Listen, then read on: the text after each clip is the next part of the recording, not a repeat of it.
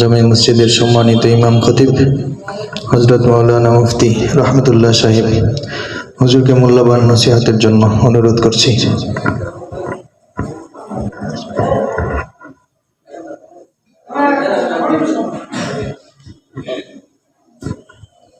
আসসালামু আলাইকুম ওয়া রাহমাতুল্লাহ। নাহমাদুহু ওয়া নুসাল্লি আলা রাসূলিহিল কারীম, আম্মা বা'দ। فأعوذ بالله من الشيطان الرجيم. بسم الله الرحمن الرحيم. إنا عرضنا الأمانة على السماوات والأرض والجبال فأبين أن يحملنها وأشفقن منها وحملها الإنسان إنه كان ظلوما جهولا. وقال النبي صلى الله عليه وسلم: من قرأ القرآن فاستظهره فأحل حلاله وحرم حرامه أدخله الله الجنة وشفعه في 10 من أهل بيته كلهم قد وجبت له النار أو كما قال النبي عليه الصلاة والسلام. الحمد لله. আল্লাহ তাআলার দরবারে অসংখ্য শুকরিয়া, আল্লাহ তাআলা আমাকে এক মুবারক মজলিসে আসার তৌফিক দান করছেন। আপনারা সবচেয়ে দামি মানুষ এই মুহূর্তে। রাসূলুল্লাহ সাল্লাল্লাহু আলাইহি ওয়াসাল্লাম বলেন, খায়রুকুম মান তাআল্লামাল কুরআনা ওয়া আল্লামা। সর্বোত্তম ব্যক্তি উনি যে কোরআন শিক্ষা করে এবং শিক্ষা দেয়। আপনি এই জায়গায় জমায়েত হয়েছেন কোরআন শিক্ষা করার জন্য, অন্য কোনো উদ্দেশ্য না। অন্য কোনো উদ্দেশ্য আছে? অন্য কোনো উদ্দেশ্য না। এই হিসেবে আপনার সর্বশ্রেষ্ঠ মানুষ। কিসের জন্য? যেহেতু আপনার আমার সময়টা কোরআনের সাথে লাগতেছে। অত্যন্ত দামি কিতাব কোরআন শরীফ। ইমাম সাহেব হুজুর বলছেন, দীর্ঘ সময় কথা বলছেন, কোরআনের সাথে যার সম্পর্ক হয় সেই দামি হয়ে যায়। কোরআন থেকে যে দূরে সরে যায় তার দাম কমে যায়। ফাজাইল আমলে একটা হাদিস আছে, হযরত উমর ফারুক রাদিয়াল্লাহু তাআলার জামানায় একজনকে বাজারের চৌকিদার নিয়োগ করা হয়েছে। উনি যা বললেন, গোলামকে বাজারের চৌকিদার কেন নিয়োগ করলাম? ওই সাহাবী উত্তর দিলেন, উনি কোরআন শরীফ ভালো পড়তে পারে। এই কথা শোনার পরে ওমর ফারুক রাদিয়াল্লাহু তাআলা বলেন যে এই কোরআন, যে কোরআনকে সামনে রাখে, এই কোরআন তাকে টেনে টেনে জান্নাত পর্যন্ত পৌঁছে দেয়। সুবহানাল্লাহ। কোরআন তাকে টেনে টেনে জান্নাত পর্যন্ত পৌঁছায় দেয়। আমরা এমন এক কিতাবকে ধারণ করেছি শিকার জন্য, যে কোরআন আপনাকে আমাকে জান্নাত পর্যন্ত পৌঁছানোর ক্ষমতা রাখে। জান্নাত পর্যন্ত পৌঁছানোর ক্ষমতা রাখে এই কোরআন। হাদিসে আছে, আল্লাহ তাআলার সাথে দুই জিনিস যারা করবে, একটা কোরআন শরীফ আর একটা রমজান মাসের রোজা। কোরআন শরীফ সে যারা করে তার প্রতিপক্ষকে জান্নাতে পৌঁছায় দেবে। সুবহানাল্লাহ। আর যে কোরআন শরীফ বিপক্ষে হয়, আল্লাহ তাআলা সে যারা করে তাকে জাহান্নামে পৌঁছায় দেবে। যে কোরআন অত্যন্ত দামি কিতাব। আল্লাহ তাআলা বলেন, এই কোরআন কত দামি বিষয়, কত ভারী। আল্লাহ তাআলা তার হাবিবকে বলছেন, ইন্না সানুলকি আলাইকা কাওলান সাকিলা। ও আমার হাবিব, আমি আপনার কাছে একটা ভারী জিনিস অবতীর্ণ করব। ভারী জিনিস, অনেক ভারী, অনেক ভারী জিনিস। সানুলকি আলাইকা কাওলান সাকিলা। মুফাসসির কেরাম বলেন, এটা হলো কোরআন শরীফ। আল্লাহ তাআলা নাজিল করেছেন রাসূলের উপর। ভারী কিভাবে? কিতাবে লেখা আছে, যখন রাসূল সাল্লাল্লাহু আলাইহি ওয়াসাল্লাম ওহী নাজিল হইতো, রাসূলের চেহারা মুবারক গরমক্ত ঘেমে যাইত। রাসূলের চেহারা ঘেমে যাইত। যদি রাসূল উটের উপর আরোহণ করা থাকতেন, ওহীর বাড়িতে উটটা বসে যেত। কত ভারী ছিল। আল্লাহ তাআলা আপনাকে আমাকে সেই ভারী এক কোরআন বহন করার যোগ্যতা দিয়েছেন। আলহামদুলিল্লাহ। আর কত দামি জিনিস। আল্লাহ তাআলা বলেন, ইন্না আরাদনাল আমানাতা আলাস সামাওয়াতি ওয়াল আরদি ওয়াল জিবাল। এই কোরআনকে আল্লাহ তাআলা 3 জায়গায় পেশ করছেন বহন করার জন্য। বলছে, ও আকাশবাসী, ও আকাশ এবং আকাশের ফেরেশতারা, সকল কি, শুধু আকাশ না। ইন্না আরাদনাল আমানাতা আলাস সামাওয়াত, সমস্ত আকাশের সামনে পেশ করছেন। তাফসীরের কাছে ও আহলিস সামাওয়াত, এবং আকাশবাসীদের কাছে পেশ করছেন কোরআনকে বহন করার জন্য। যে বহন করো, ফা আবাইন, বলছে না না, সম্ভব না, এটা বহন করা যাবে না। জমিন এবং জমিনবাসীর কাছে পেশ করছেন, জমিনে যত মাখলুকাত আছে, বলছে কোরআনকে বহন করো, বলছে না না, সম্ভব না। পাহাড় এবং পাহাড় যত মাখলুকাত থাকে সকলের সামনে পেশ করছেন, কোরআনকে বহন করো, বলছে না না সম্ভব না। এবার বলেন দেখি, মানুষ শক্তিশালী না জমিন শক্তিশালী? মানুষ তো দুর্বল, জমিন শক্তিশালী। আল্লাহ বলছে মানুষ তুমি যতই শক্তিশালী হও, ওয়ালান তাখরিকাল জিবালা তুলা, পাহাড়ের মতো লম্বা হইতে পারবে না।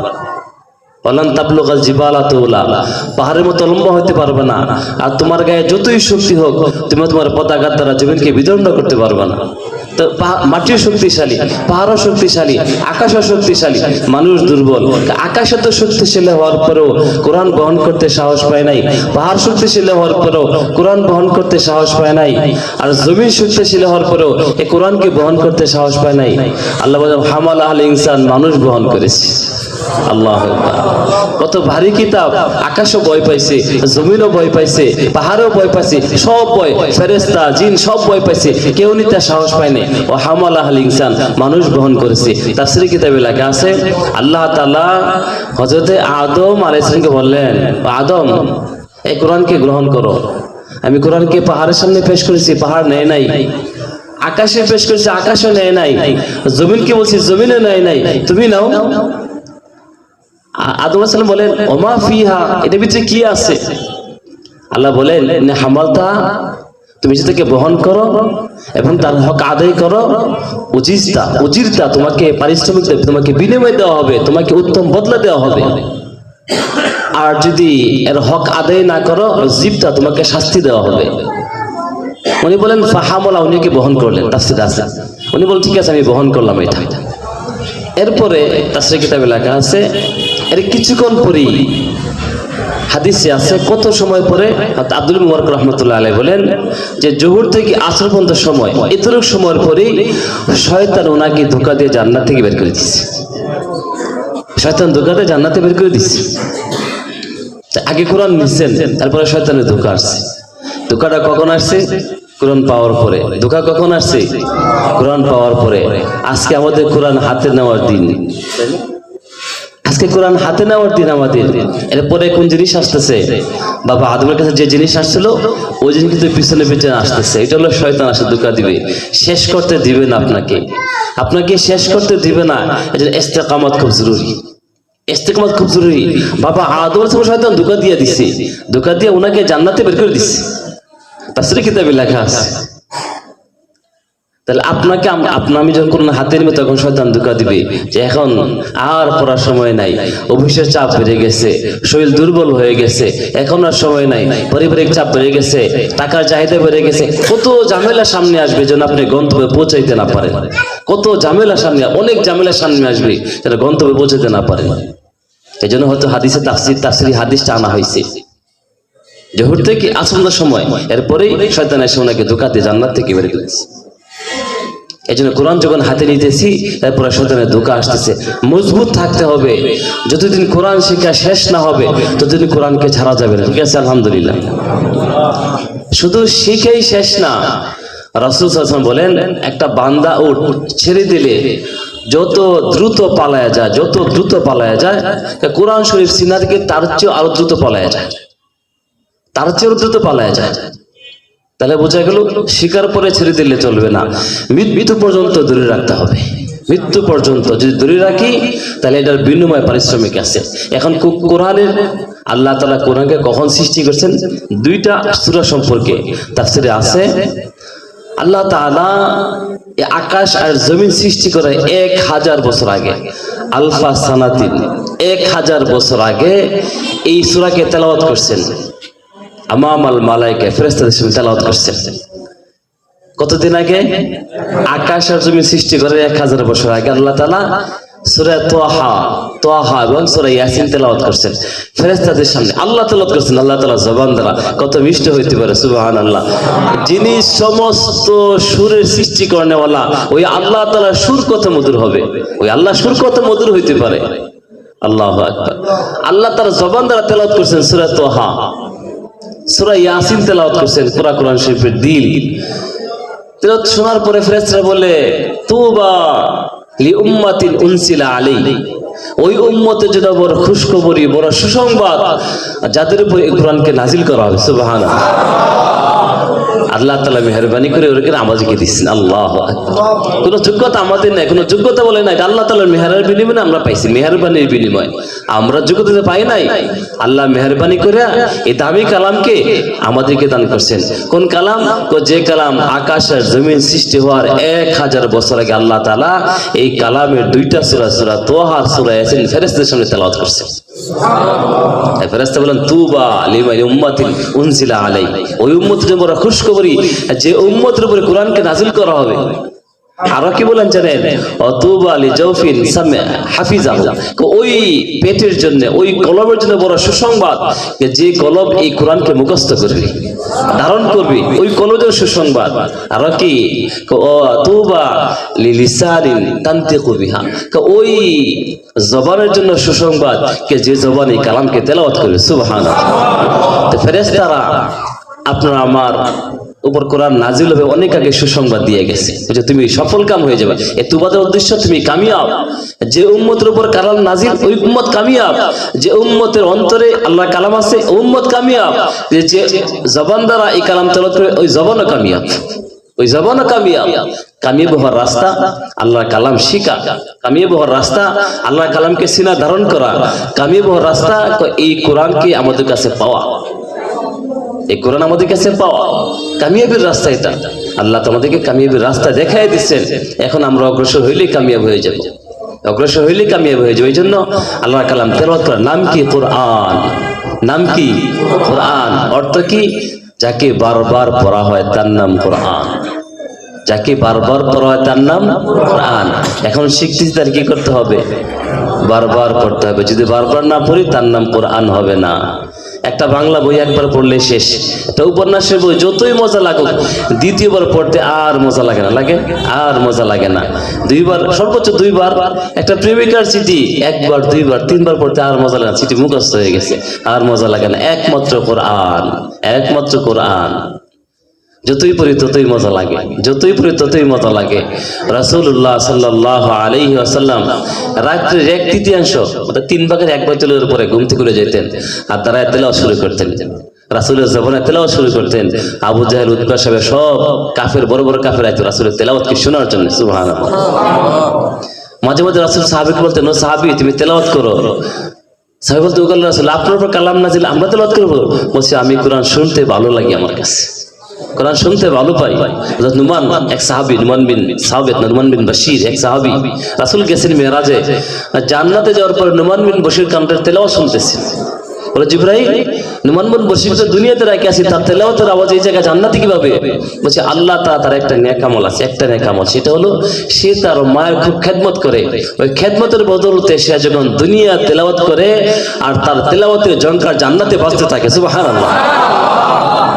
তার তেলাওয়াতের আওয়াজ জান্নাতে ঝংকার হইতে থাকে। আল্লাহর কালাম অত্যন্ত দামি। তো দুনিয়া তেলাওয়াত হইতেছে, দুনিয়া তেলাওয়াত চলতেছে। কবরের তেলাওয়াত হইতে পারে, না হইতে পারে, কিন্তু হাসরের মাঠে আবার তেলাওয়াত হবে। আবার তেলাওয়াত শুরু হবে হাসরের মাঠে। জান্নাতে যাওয়ার পর আবার তেলাওয়াত।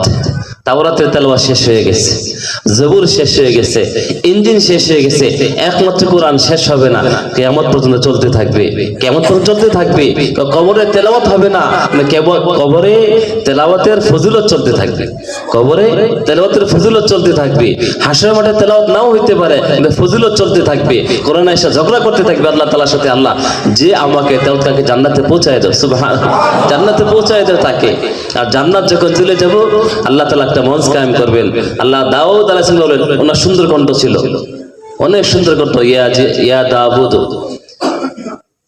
কণ্ঠ অনেক সুন্দর, তেলাওয়াত করতেন, ওনার পাহাড়গুলো দুলতে থাকতো ওনার কণ্ঠে, সমুদ্রের মাছগুলো জমা হয়ে যেত।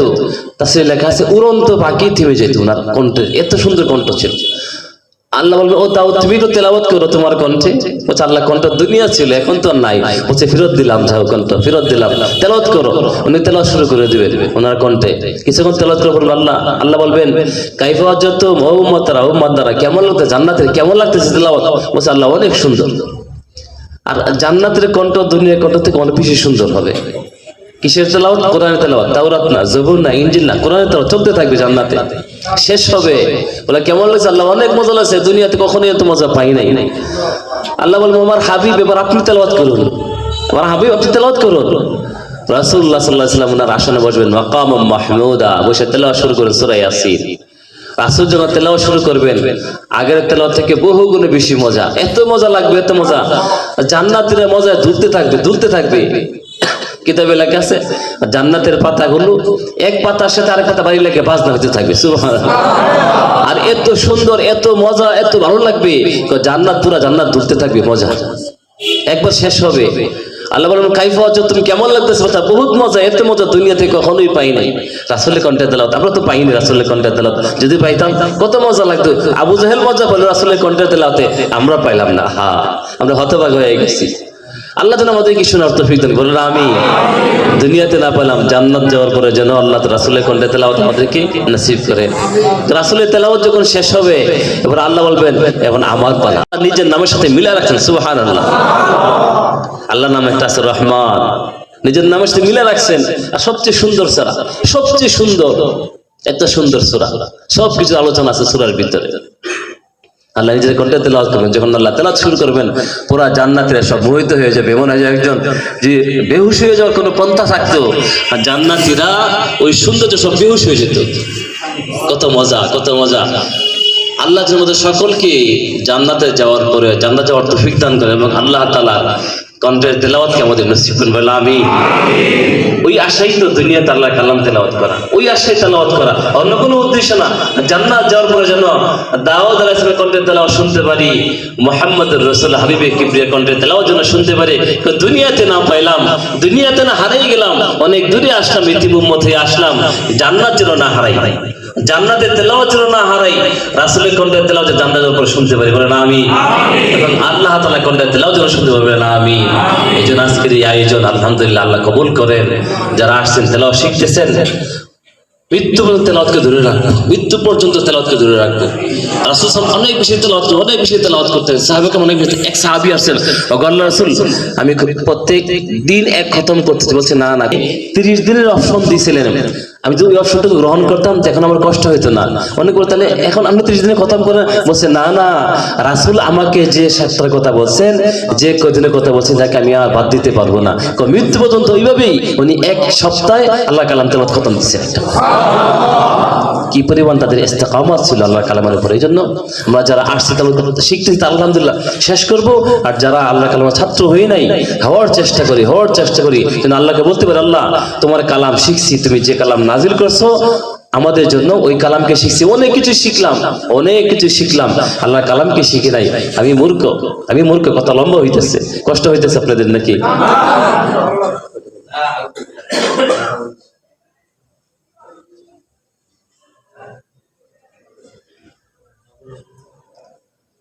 সকল সাহাবা কেরাম, হযরত ওমর ফারুক রাদিয়াল্লাহু তাআলা আনহু, উনি খুব বেশি শিক্ষিত ছিলেন না, খুব বেশি শিক্ষিত ছিলেন। আবু বকর সিদ্দিক খুব বেশি শিক্ষিত ছিলেন। হযরত ওমর, হযরত ওসমান, হযরত আলী, সাহাবা কেরাম যারা ছিলেন খুব বেশি শিক্ষিত ছিলেন। একটাই শিক্ষিত, সেটা হলো আল্লাহর কালামের আলেম ছিলেন তারা। আল্লাহর কালাম জাননেওয়ালা ছিলেন। আল্লাহর কালামই তাদেরকে অর্ধ জাহানের বাদশা বানাই দিচ্ছে। একমাত্র আল্লাহর কালামই অর্ধ জাহানের বাদশা বানায়। আজকে আমরা দুনিয়ায় সবকিছু শিখি, মনে মনে তামান্না করি আমি তো ওমর ফারুকের মতো হইতে পারতাম, আবু বকরের মতো হইতে পারতাম, হয়তো ওসমান আলীর মতো হইতে পারতাম। কিন্তু যদি জিজ্ঞাসা করা যায় হয়তো আবু বকর, হয়তো ওমর, ওসমান তারা কি পড়ছেন, কোন শিক্ষায় শিক্ষিত হয়েছেন? আল্লাহ কালাম পড়ছেন, আপনি শিখছেন, এটা তো শিখি নাই, তো হইবেন কিভাবে? তো হবো কিভাবে? সম্ভব নাকি? তারা যে লাইনে গিয়ে এত বড় হইছেন, আমরা যদি অগ্রসর হইতে চাই তাদের পিছনে পিছনে চলতে হবে, ওই কালামকে শিখতে হবে। ওই কালাম না শিক্ষা অন্য কিছু শিক্ষা কখনোই বড় কিছু হওয়া যায় না, কখনোই হওয়া যাবে না, আল্লাহর কাছে প্রিয় হওয়া যাবে না। যারা প্রিয় হয়েছেন আল্লাহ কালাম তেলাওয়াত করে হয়েছে, আল্লাহ কালাম তেলাওয়াত করে হয়েছেন। আল্লাহর কাছে প্রিয় যারা হয়েছেন আল্লাহ কালাম তেলাওয়াত শিখে পড়েই হয়েছেন। দুনিয়ার দামি হয়েছেন, দুনিয়াতে দামি হয়েছেন। আল্লাহ কালামে তেলাওয়াত শিক্ষা তেলাওয়াত না করে কেউ হইতে পারবে, কেউ হইতে পারে না। হিসাব মিলায় দেখেন, গুনে দেখেন, দুনিয়া যারা আল্লাহর কাছে দামি, আল্লাহর কাছে দামি হয়েছেন যারা, মানুষের কাছে না আল্লাহর কাছে। যারা আল্লাহর কাছে দামি তারা মানুষের কাছেও দামি, যারা আল্লাহর কাছে দামি তারা মানুষের কাছে অবশ্যই দামি। আব্দুল কাদের জিলানী রাহমাতুল্লাহ আলাইহি আমাদের কাছে দামি না কম দামি? অনেক দামি, অনেক দামি। হযরত নিজামউদ্দিন আউলিয়া রাহমাতুল্লাহ আলাইহি অনেক বড় আলেম ছিলেন, আল্লাহ তাআলার কাছে দামি, আমাদের কাছেও অনেক দামি। যত বড় বড় বুজুর্গ আছেন সকলেই যেমন আল্লাহর কাছে দামি, আমাদের কাছে দামি, কিন্তু দামি হওয়ার পিছনে আল্লাহর কালামের তেলাওয়াত, আল্লাহর কালামের তেলাওয়াত। এই যে তেলাওয়াত কি শিখা, আল্লাহর কালাম কি শিখা জরুরি। আল্লাহ এত কিতাব নাযিল করেন, শুধু একটা কিতাব নাযিল করেছেন। বলছে আল্লাহ তোমার দুনিয়া বান্দা, আল্লাহ বলেন তোমাকে দুনিয়াতে পাঠাইলাম, যাও একটা কিতাব দিলাম, মাত্র একটা কিতাব, আর কিছু না, বেশি কিছু, শুধু একটা কিতাব, আল্লাহর কালাম কোরআন শরীফ, আর কিছুই দেয়নি। আমরা এই কিতাব শিখতে পারি নাই। আচ্ছা, দুনিয়াতে অল্প দিনের হায়াতে দামি হওয়ার জন্য বাংলা, ইংরেজি, গণিত, কত ভূগোল, ইতিহাস, জিওগ্রাফি, এই সেই কত কিছু শিখতেছি, আর্ট শিখি, নাচ শিখি, সাইকেল চালানো শিখি, হাঁসের মতো আওয়াজ করা শিখি, কত কিছু শিখতেছি, কিন্তু হায় মুসলমান আমরা হওয়ার পর আল্লাহর কালামকে শিখতেছি, আল্লাহর কালামকে শিখতেছি। আফসোস, এই জন্য আমরা যারা শিখতেছি আলহামদুলিল্লাহ, এটাকে ধরে রাখবো, ছাড়বো না। আর যারা শিখতেছি না, আমরা তাড়াতাড়ি শেখার চেষ্টা করি, তাড়াতাড়ি শেখার চেষ্টা করি, এবং মৃত্যুর আগে যেন আল্লাহর কালাম পড়নেওয়ালা হয়ে মরতে পারি, আল্লাহ কালাম পড়নেওয়ালা হয়ে মরতে পারি, যেন আল্লাহ কালামের অজ্ঞ না, আল্লাহ কালামের শিক্ষিত হয়ে মরতে পারি। যে আল্লাহর কাছে যাই, আল্লাহ কালাম না শিখে, আল্লাহ বলেন দুনিয়াতে বহুত কিছু শিখলাম, তোমার কাছে আমার কালামটুকু পাঠাচ্ছেন, 30 পারা কালাম পাঠাইছিলাম। দেখেন বাংলায় দিছে 91টা অক্ষর, ইংরেজিতে 26টা, আরবিতে মাত্র 29টা অক্ষর দিচ্ছে, মাত্র 29টা অক্ষর। আর শিক্ষা সহজ, ইংরেজি ভাষা অনেকেই পারে না, বাংলা ভাষা আরবিরা পারে না, কিন্তু আরবি এমন এক ভাষা আল্লাহ তাআলা সকল মানুষের জবান দ্বারা সহজ করে দিচ্ছে, সবাই পড়তে, সব মানুষ পড়তে পারে। আর সবার তেলাওয়াত একরকম, সবার তেলাওয়াত একরকম। দেখেন মিশরি তেলাওয়াত করতেছে, বাংলায় তেলাওয়াত করে, সৌদিয়ান তেলাওয়াত করে, সব একরকম তেলাওয়াত। আল্লাহ কি সুন্দর কিতাব দিয়ে দিয়েছেন, কি সুন্দর। আর এমন এক তেলাওয়াত, সুর নাই, তেলাওয়াত করলে মজা লাগতেছে, তেলাওয়াত করতেছে মজা লাগতেছে, তেলাওয়াত করলেই মজা লাগে। এই জন্য এই তেলাওয়াতকে মজবুত ভাবে ধরে রাখবো, শিখবো, নিজেও শিখবো, ছেলে মেয়েকে অবশ্যই শিখাবো, ছেলে মেয়েকে অবশ্যই শিখাবো। যাই কিছু শিখাই না কেন, আমার আল্লাহর কালাম যেন সিনার ভিতরে থাকে। এই জন্য রাসূল বলছেন, ইন্নাল্লাযী লাইসা ফি জাওফি শাইউম মিনাল কুরআন কাল বাইতুল খারিব, যার অন্তরে আল্লাহর কালাম নাই, সে বিরান ঘরের মতো মরুভূমি। তাকে শয়তান ধোঁকা দিয়ে একবার এইদিকে ওদিকে নিয়ে যাব, সে ভ্রান্ত করে ফেলবে, গুমরা করে ফেলবে। এই জন্য গুমরাহি থেকে বাঁচার জন্য আল্লাহর কালামকে আঁকড়ে ধরে রাখতে হবে, যতদিন হায়াত আছে ধরে রাখতে হবে। আচ্ছা, নামাজ পড়লে কোরআন শরীফের তেলাওয়াত ছাড়া নামাজ হবে? তা চিন্তা করেন, তা শুদ্ধ করে শেখা কত জরুরি, কোরআন শরীফ শুদ্ধ করে শেখা কত জরুরি। রাসূল সাল্লাল্লাহু আলাইহি ওয়াসাল্লাম লম্বা সময় নামাজ, হযরত উসমান রাদিয়াল্লাহু আনহু এক রাকাতে পুরো কোরআন শরীফ খতম করছেন। সুবহানাল্লাহ। আমরা কি করি, শুধু শুরু তালাশ, আমার কথা, আপনাদের কথা না, আমার কথা কই, নামাজ শুরু করলে শুধু ইন্না আতানা কুল বলা তালাশ করি, সময় নাই, ইন্না আতানা কুল বলার সময় নাই, লম্বা সময় কই।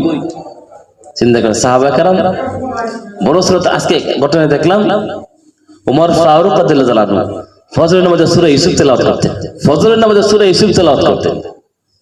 কয় পৃষ্ঠা?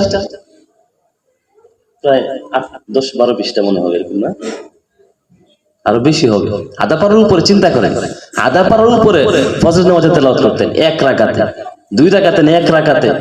ওমর ফারুক রাদিয়াল্লাহু আনহু চিন্তা করছে কত লম্বা সূরা তেলাওয়াত করতেন, কত লম্বা সূরা। আর আমরা কি করি, কত রূপ করি, যদি একটু কাজ লম্বা হয়ে যায়, ইমাম সাহেব নামাজ শর্ট করেন, চিন্তা করছেন। আর তো আমরা জানি না বড় সূরা পড়বো থেকে, জানি না বড় সূরা।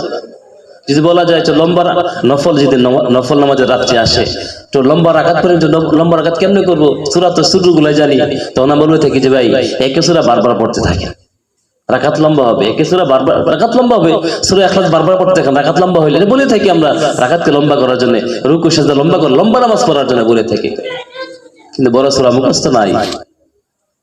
এই জন্য ভাই লম্বা লম্বা সূরাগুলো মুখস্থ করার জন্য কোরআন শরীফ শিখা জরুরি।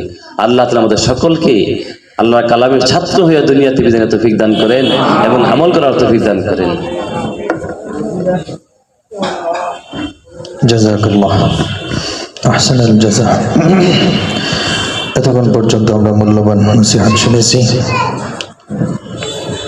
কোরআন শিখব, ধরব, কোরআনকে মহব্বত করব, কোরআনের পথে চলব, কোরআন যা বলে সেটা মানব, কোরআন যা নিষেধ করছে সেটা ছেড়ে দেব ইনশাআল্লাহ।